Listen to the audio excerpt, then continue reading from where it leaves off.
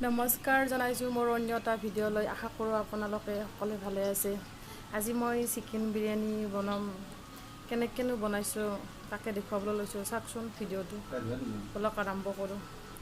এয়া মই আগতীয়াকৈ গোটেইখিনি মিক্স কৰি থৈ দিছিলোঁ। ইয়াত মই দৈ একাপ দিছোঁ, জিৰা গুড়ি, হালধি গুড়ি, ধনিয়া গুড়ি, বিৰিয়ানী মছলা, চিকেন মছলা, সোৱাদ অনুযায়ী নিমখ, মাংস গোটেইখিনি মিক্স কৰি লৈছোঁ। ইয়াতে মই মিহি মিহিকৈ কাটি পিঁয়াজ লৈছোঁ। ইয়াত মই এতিয়া পিঁয়াজখিনি ৰঙচুৱা হ'বলৈ দিম। এইফালে মই মাংসখিনি বনাই আছোঁ।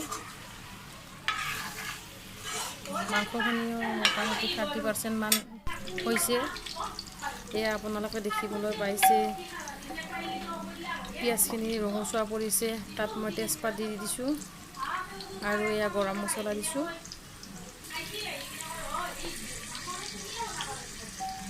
এইখিনি অকণমান সময় মই থাকিব দিম।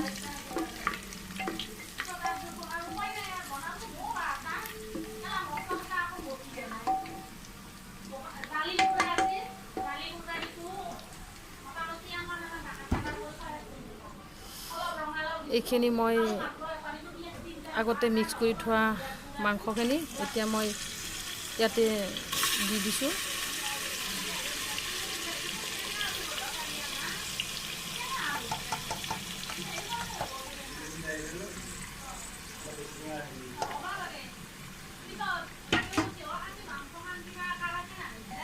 এতিয়া মই এইখিনি ধুনীয়াকৈ লৰাই দিম। গোটেইখিনি যাতে মছলাখিনি তেলখিনি মিক্স হৈ যায়।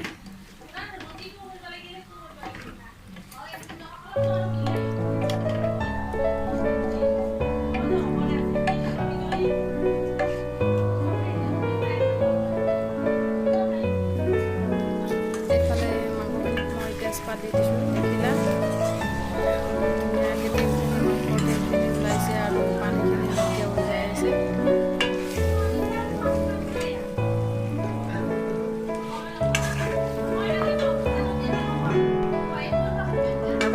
পানী দিছোঁ মই মাংসখিনি সিজিবৰ বাবে।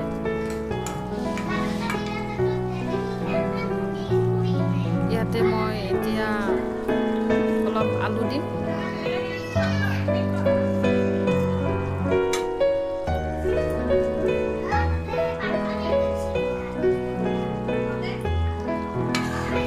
মই আলুখিনি ভালদৰে মাংসখিনিৰ লগত মিক্স কৰি দি দিছোঁ।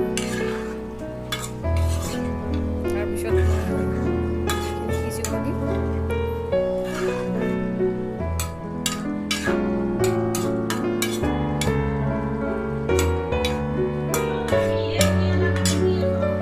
এইফালে দেখা পাইছে মাংসখিনি ধুনীয়াকৈ মাংসৰ পানীটো ওলাই আছে।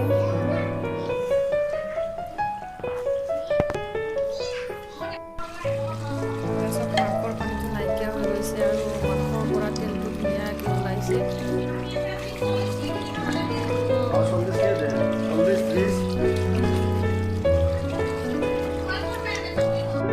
আগতীয়াকৈ ধুই থৈ দিছিলোঁ। ইয়াত মই চাউল 3.5 গিলাচ লৈছোঁ।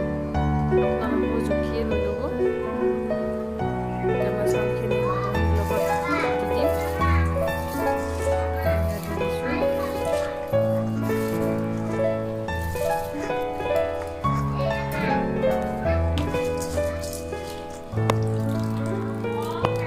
চাউলখিনি পানীখিনি ভালদৰে গুচাই ল'ব, নহ'লে পানী ৰৈ গ'লে এতিয়া পানী দিওঁতে জোখত হৈ যাব।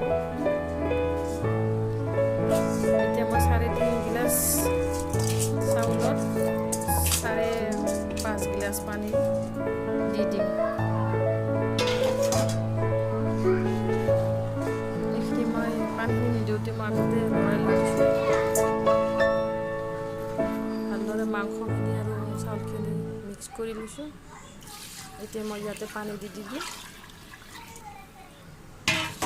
পানীখিনি দিয়াৰ পিছত মই আকৌ লৰাই লৈছোঁ যাতে চাউলখিনি আৰু মাংসখিনি ভালদৰে মিক্স হৈ যায়, মছলাখিনিও যাতে তলত লাগি নধৰে। গোটেইখিনি ভালদৰে এবাৰ লৰাই ল'ব। তাৰপিছত এতিয়া মই ইয়াতে 3 চামুচ ঘি দি দিম, ডাঙৰ চামুচেৰে 3 চামুচ।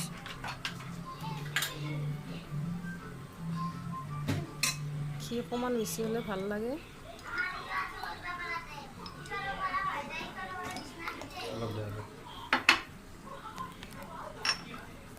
ঘিখিনি দিয়াৰ পিছত ভালদৰে লৰাই দিছোঁ। লৰাই লৈ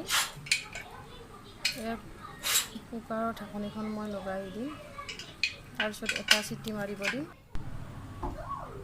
সেইফালে বনোৱা মই মাংসখিনি হৈ গ'ল। এয়া বিৰিয়ানী ৰেডি। এতিয়া আলহীক খাবলৈ দিম, লগতে আমিও খাম। ভাল লাগিলে লাইক কৰিব, কমেণ্ট কৰিব আৰু মোৰ চেনেলটো ছাবস্ক্ৰাইব কৰিবলৈ নাপাহৰিব।